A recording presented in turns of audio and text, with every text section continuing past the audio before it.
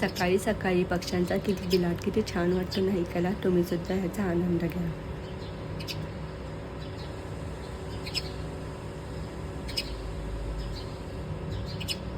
जेवणामध्ये होता साधा आणि सोप्पा मेनू. बिडाच्या कढईमध्ये तेल तापत ठेवलं, त्यामध्ये टाकलं जिरे, मोहरी, कढीपत्ता आणि 3 मोठे कांदे जास्त चिरलेले.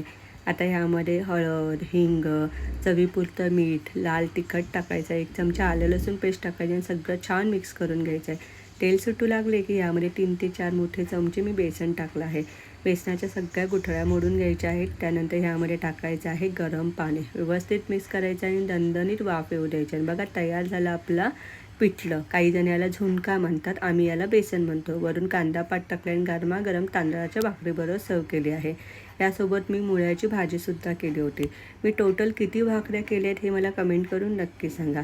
चला तर म्हणजे भेटूया पुन्हा अशाच एका छानसा व्हिडिओसह. तोपर्यंत बाय बाय.